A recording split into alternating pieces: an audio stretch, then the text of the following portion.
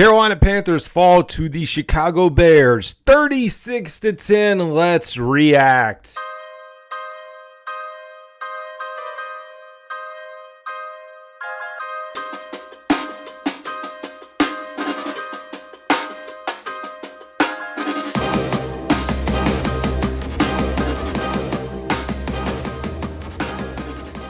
Folks, not a lot of words to say, but before we get too deep into this discussion, I want to say, hey, if you're here, please hit that subscribe button. Helps the channel grow. If you're listening on a podcast platform, please hit the follow. All those things help this show. So like, subscribe, follow, rate, all positive things, of course, please. I'd appreciate it. Number one, hats off to the Chicago Bears for destroying the Carolina Panthers, folks. It was not close. At the very beginning, the Panthers get up 7-0, and it felt like it was going to be a competitive game.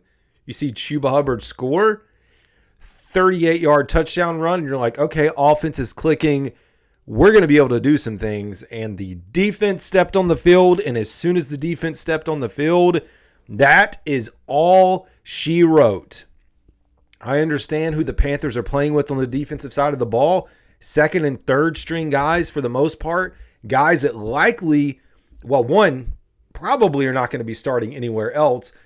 Some of them maybe not even on an NFL roster, but that's where we are, picking through the weeds of what we have. A lot of it injury related. You cannot overcome injuries, but my gosh. During the course of this game with Jadeveon Clowney getting hurt, waiting on the status of him, Tommy Tremble, who got walloped in the head, no foul, no penalty, fumbled the ball. Bears just standing over top of him celebrating. And towards the end of the game, Austin Corbett going out. J.C. Horn getting ejected. Letting his emotions get to him. And honestly, I don't care. I don't mind it, I should say. Go for it, dude. We need some kind of emotion on this team because it's not there. And this is going to continue to be the case for this team. Now, I'm not saying he should go out and fight players and throw punches and get mad or anything like that. But I like the emotion because this team seems to have no emotion on the defensive side of the ball. We cannot make plays. And I'm not here to make excuses at all for Ejiro Evero. I'm not here to make excuses, but I do have to acknowledge the situation. And as much as I want to be mad and possibly say I want this guy to get fired, I'm not there yet. And it's only because I understand the hand that he's dealt, but it's like year over year. And the fact that we came into this season and decided we were going to roll the dice with what we had at linebacker and edge. You're relying on two veterans. You drafted a linebacker in Trevin Wallace, who's now thrown into the fire, calling the plays. Speaking of calling the plays with him, can we talk about the miscommunication that continues to happen? This has been a trend since week one.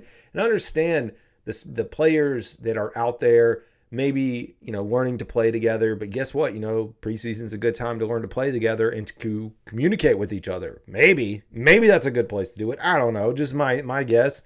But you have guys out there who coming into this, they know Evero's system. And so you say, oh, they're going to click. They're going to know it. They know how to play in it. It has been a freaking train wreck. We see the miscommunication in coverage numerous times. The one where J.C. Horn gets burnt. I think that was DJ Moore's catch. I can't remember. Doesn't matter. DJ Moore goes off. Swift goes off. We make Caleb Williams look like Patrick Mahomes. And I should say all of this, if you are a Bears fan sitting here, congratulations on the win. I'm not over here trying to knock y'all because y'all played a heck of a game. You did what you were supposed to do. Chicago Bears 3-2, a winning record, while the Carolina Panthers stumble away at 1-4 and still try to figure out who we are and what we are. I took game notes for the first two quarters because it was somewhat competitive then, and then things got away. Third and fourth quarter, you could just follow along on X. And you could see everything that I had to say about this game. If you're not following along on X, that's the place to be on game day. I live tweet during the entire game. Never any bad words, right? Never anything bad in general, but I do question right now the state of this franchise and it has nothing to do with Dave Canales. I have faith in Dave Canales.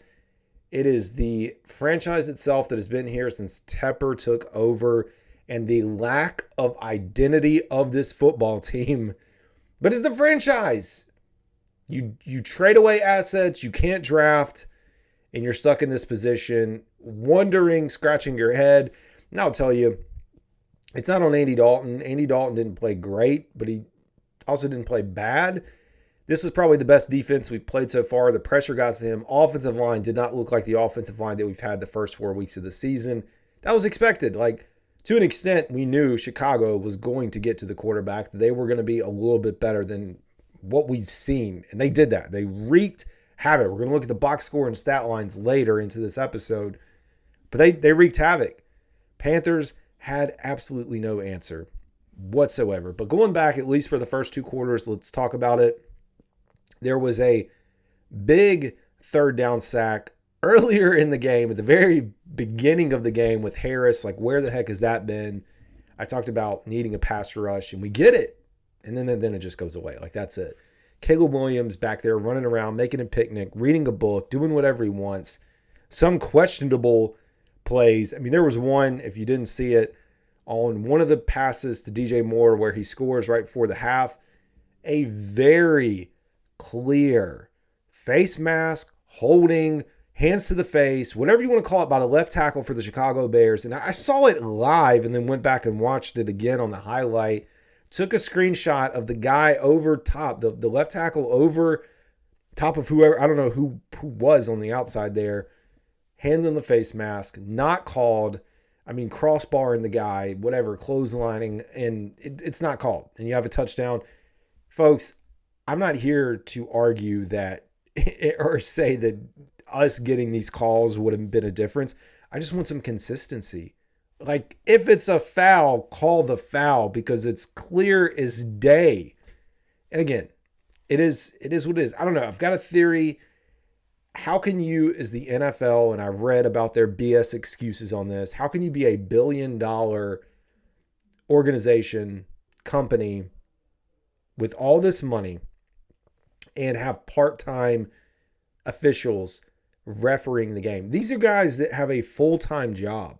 Like, full-time job. So I want you to think about you and where you are today having a full-time job. And it's not like it's a, hey, I'm retired. I'm sure some of them are, but for the most part, it's not like these guys are like going out and washing cars, and there's no knock on washing cars. But I mean, you have lawyers, you have judges, you've got all kinds of different, like, high-stake jobs that are consuming their life.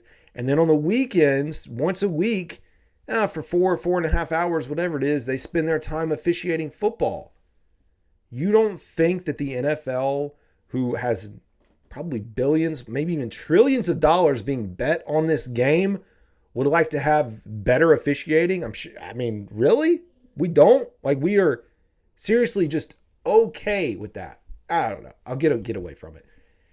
Go back to this recap. So first quarter, you have the sack. You have a good return by Blackshear. You get near midfield. You convert on 4th down during that drive as well, which was huge. I wasn't a big fan of the sweeps to Deontay Johnson. I'd much rather have Xavier Legette involved there. But you have Chuba Hubbard then, who hits the 38-yard touchdown run, 7-0. Defense steps on the field, like I said. You have busted coverage. Easy touchdown, DJ Moore. It sucks, man. It sucks that you go back to this trade, and that's all it was talked about. And also, Jonathan Vilma is complete garbage. One, he's a Saints fan, and I get it. You're a fan of the Saints, not a Saints fan, but you played for the Saints. Obviously, you played for the Jets. This dude is trash. Alex Canales, do you know how many times he referred to Dave Canales as Alex Canales? Deontay Johnson as Deontay Thompson. He kept messing up the names of all the players on the field. Sam Darnold said that I was our quarterback at one point when there was a sack. Like, dude, how are you paid to do your job? Like, I understand a flub. I mess up sometimes. Like, I get it. But you're paid to do this, and for you to not even be able to enunciate or know who was on the field, it was bad. But you have it 7-7. Somehow we get this illegal substitution penalty. Speaking of penalties, And I pulled the NFL rulebook on that because that's what I do, folks. I don't just complain about stuff and say, oh, why is that a penalty?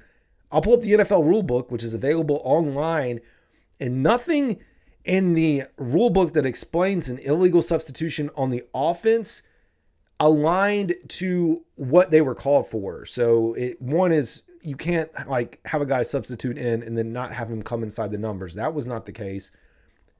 And there was another scenario about pulling the guys off the field. I don't have it pulled up in front of me, but when you look at the rule, part of it says, or one part of it, it's really up to judgment of the official and how they see it. And I'm not a fan of having rules. Like, sure, in some instances it's fine, but I'm not a big fan of having rules that are not clearly defined on when they should not be called. But the one version that I looked at said that there could be a warning. And it wasn't a warning call. They just called a penalty. But it was that kind of day. And then an inability to get pressure. But at the end of one, 7-7, right? You're like, okay, maybe things are going to settle down. They sure did not. I mean, in the second quarter, you had no run defense whatsoever. I haven't looked at the box score yet. Like I said, we're going to get into that in just a second. Another illegal substitution, this time on the defense. Bears go up 14-7. At that point in the game, we were 0 for 4 on third downs. I think the Bears, I don't know what their third down efficiency was, but it was pretty decent at that point. And overall for the game, I'm sure it was good. They have a 3rd and 11 that they convert. And that was the pass, I think, to a tight end. He was short of the line to gain. We missed tackles. And I talked about it during the week. I said you have Shaq Thompson and Josie Jewell, which combined for over 1,200 tackles. They're off the field, and you've got a group of 4 linebackers, Trevin Wallace, Colin Cherylus, Chandler Wooten, and I can't even remember Ron, the other guy, combined for 35-ish tackles, 36 tackles, whatever it was, some ridiculous number for their career. The inexperience is going to catch up to you, and I think that's part of the reason. As much as I want to get frustrated, I've got to understand, at least help you understand and me understand maybe by talking about it. This is an inexperienced defense. I don't know. And I'll say this right now. If in your mind you think a quarterback is the way to go during next year's draft, in the first round, I'm going to tell you you're in for a rude awakening. If you think plugging in a quarterback in where we are right now is going to fix our problems, you're in for a rude awakening. This team needs so many playmakers across the board that they do not have. Absolutely no playmakers on the defensive side of the ball. Look at the struggles on offense, which has been better. But I mean, the Panthers made a decision this year. They said, hey, we're going to invest in the offense, which they did. We're not going to invest in edge. We're going to hope we cash out with Clowney and Wonum. We're going to hope that Shaq and Josie Jewell pan out. It was a gamble. They gambled. Some of the gambles paid off, like an Austin Corbett, which hopefully the injury's going to be okay. Some gambles did not, and now they're coming to bite us off in the butt. But you let any team convert third downs and third and longs, you're not going to win a lot of games. And if you yourself are not converting third downs, you're not going to win. Following up on that, we did get a stop. I mean, at one point, Wallace had a really good tackle on 3rd and short, and then a 4th down stop. So, I mean, there were bright spots, and at that point, again, it was like 14-7. You follow that up, like I said, with the Tommy Trimble hit. Man, that hit was hard. And I played football. I understand football. If you're going to say you're here to protect the players in the game and those playing the game, if you have a situation as the NFL where a player is concussed from a hit that they take on the field, which is a direct helmet-to-helmet contact, how are you not going to call that a personal foul? We've seen much less called in this game, like not in this particular game, but in general in the NFL in the state that it's in now.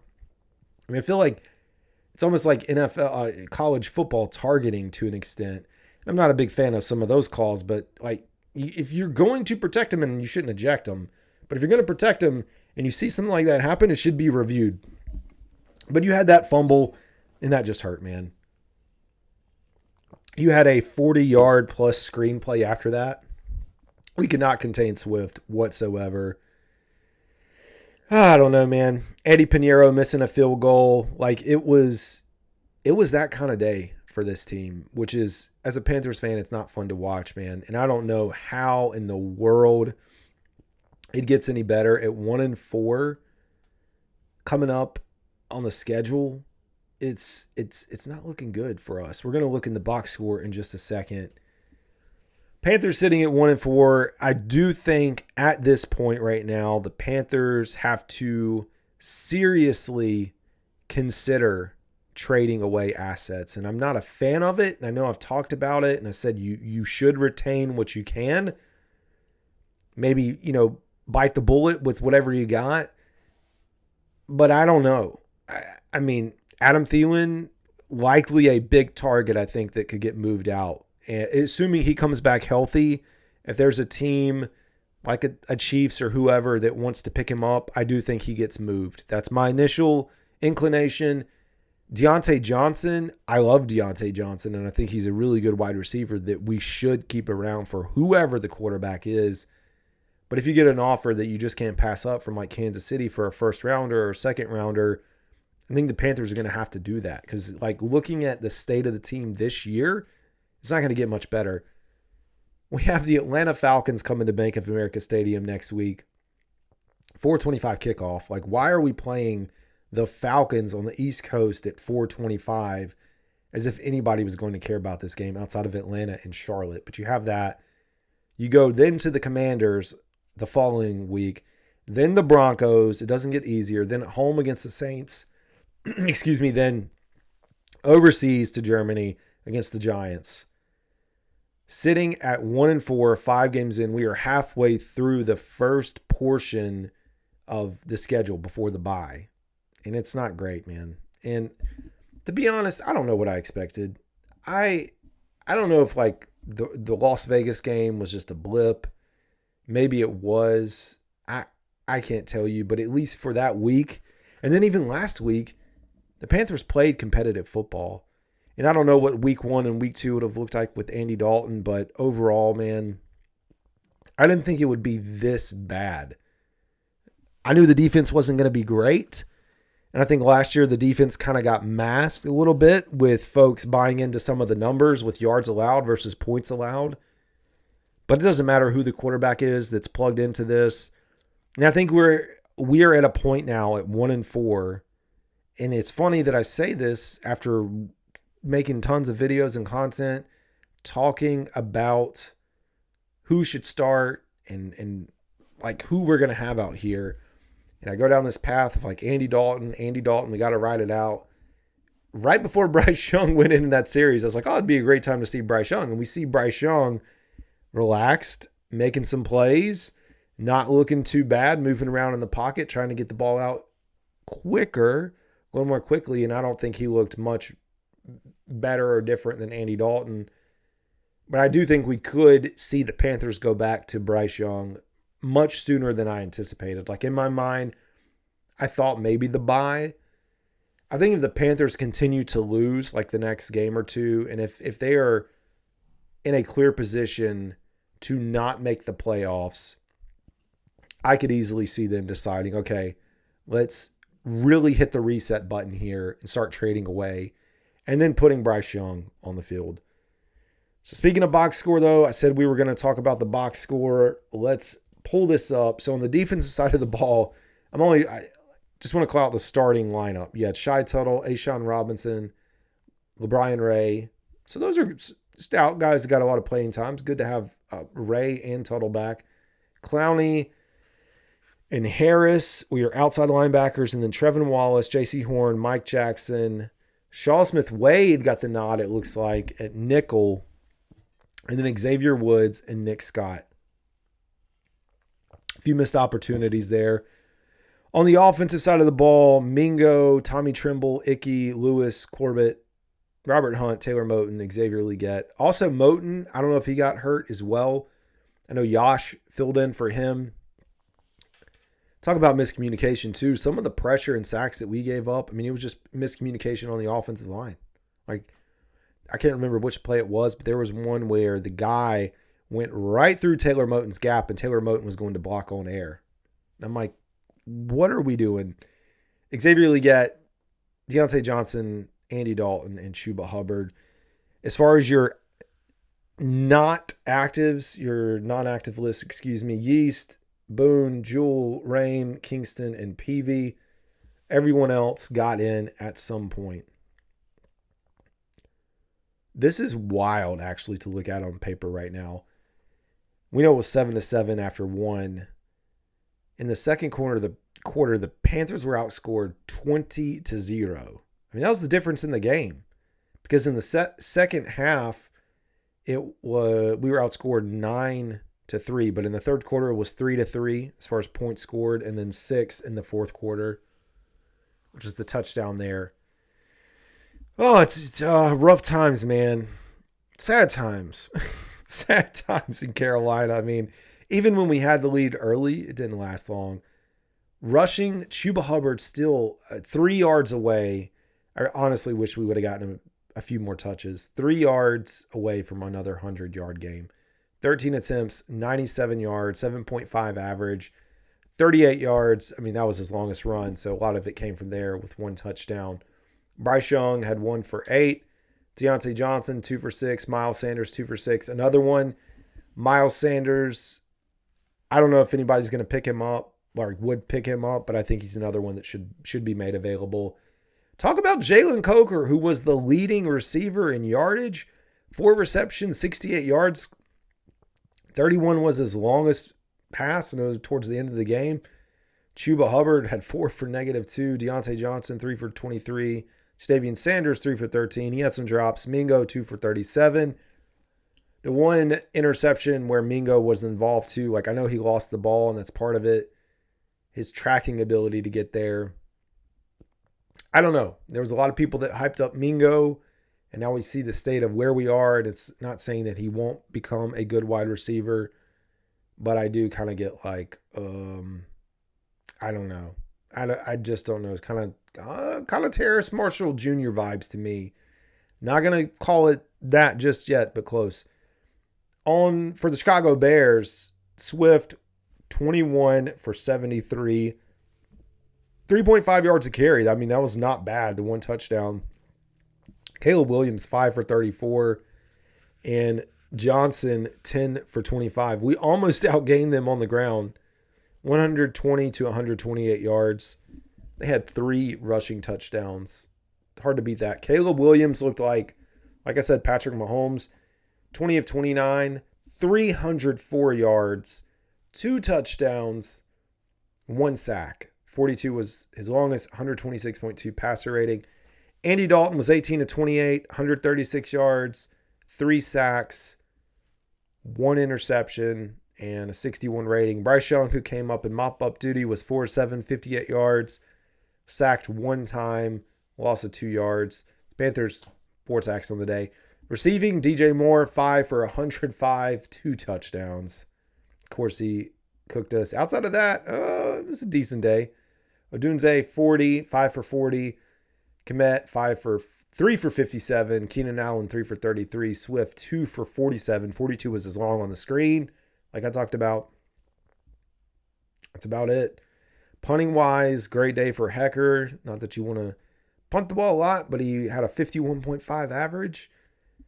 1 inside the 20, 65 was his longest. And then on the other side, 44.4 for Taylor. Raheem Blackshear had 2 returns for 20 yards. 10 average, 11 was his long. Actually wasn't bad at all.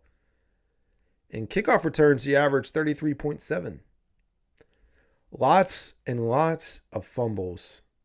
4 total fumbles for the Panthers. So Andy Dalton had 2. He did not lose his.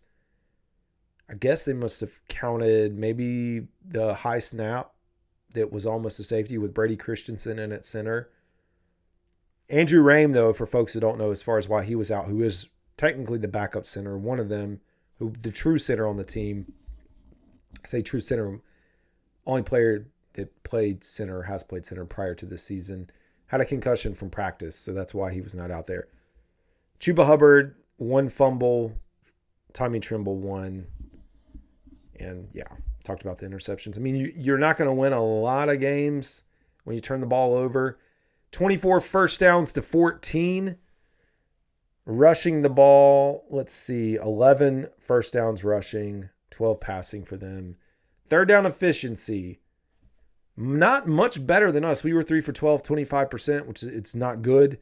They were 4 of 11 for 36%. We did have the one stop on fourth. We were 1 for 3 on fourth. 292 to 424 yards. They ran about 11 more plays than us, averaged 1 more yard per play than us. Talked about the rushing stats and passing stats. Penalty-wise, let's see at the bottom here. Penalties. Oh, nope. Not on penalty, sorry. 4 for 18 for the Panthers, 5 for 46 for the Bears. Possession, field position, and time of possession. The Panthers' average field position was their 30. The Bears was their 33, so a 3-yard difference. Looking at the drive summary, Panthers had a punt, touchdown, punt, fumble, turnover on downs, and a missed field goal. That was your first half. In the second half, an interception, a field goal, a punt, a fumble, and a turnover on downs. Chicago Bears, punt, touchdown, turnover on downs, touchdown. We talked about the scoring. A punt, a field goal, a punt, another punt, touchdown, and then that was the end of the game. Time of possession, the Bears, 33 minutes to the Panthers, 26. It was actually fairly even in the first quarter. Second quarter, with all that scoring, went to the Bears. Bears also dominated the third and the fourth. I mean, they got up, kind of took control of the game. Man. Trevin Wallace, man, I didn't, looking at his score, he was the only tackler, it seems. 15 combined tackles. He had 10 solo, 5 assists. Was not, I guess technically he didn't have tackle for loss or sack or anything, but really solid day, man, for the rookie linebacker. And he's calling the plays, getting in the communication, the defense, all that. There's a lot on his plate as he kind of gets things ramped up there. Xavier Woods next on the list with 7. J.C. Horn 6. Shy total 6. Troy Hill, chairless. Yeah, we'll go down. There's not really too much to talk about there. Oh, man, it was rough, folks. It was a rough day. In the first half, let's see, we had 5 first downs. The entire first half. Bears had 16. Their third down efficiency, we did not convert a single first down in the first half. They converted 3 out of 5, 60%. 289 yards to 139. I mean, all of this makes sense when you look at the score and where things played out. Caleb Williams had a near perfect passer rating in the first half. It was harder to rely on the run early on. And once you kind of get down, I mean, you're forcing yourself to throw the ball. It's not the best spot to be in for this team, but man, let's see. The biggest plays, 10 longest plays for the Carolina Panthers. Chuba Hubbard's touchdown was 38 yards. Jalen Coker's 31-yard reception. A 29-yarder to Mingo. That was the one on the motion where he went out and was wide open. 27 to Miles Sanders. That was Bryce Young to Miles Sanders. 20 to Deontay Johnson. Those are your longest plays. Bears were putting them up. That 42-yard screen pass, that was a play that Clowney was injured on. He got rolled up. That was 42 yards. 34-yard pass to Moore for a touchdown. 30-yard pass to Moore for a touchdown. 26-yard pass to Kmet. 25-yard pass to Kmet. Oh, my gosh. Chewing us up. Let's see. 25, 23, 19, 18. I mean, they smoked us. Panthers had 1 offensive touchdown. Bears had 5. Oh, that was rough. Time of possession leading in the first half for the Bears, 5 minutes. 17 minutes in the second half. Largest deficit was 26. Time of possession trailing. Bears only trailed for 3 minutes. One possession where the score was tied. Where do you go from here? You have a depleted defense. I feel like I do a lot of college football references, but I do feel like it's like watching the North Carolina Tar Heels defense. And maybe if you're a Wolfpack fan, it's like watching NC State. I don't know. Doesn't matter. Either way, poor defense that's not going to get better. I think we've seen even with Andy Dalton, sure, we can put up a few points, which we didn't today, but the offense looks a little bit better. If you're Dave Canales, if you're Dan Morgan, if you are trying to figure out the future of this team, as much as we wanted to see Andy Dalton, which we did, and it was competitive, I almost think you have to put Bryce Young back out there. And just for the sake of figuring it out and kind of getting that last sample size, it's almost like you're calling it quits on the season, though.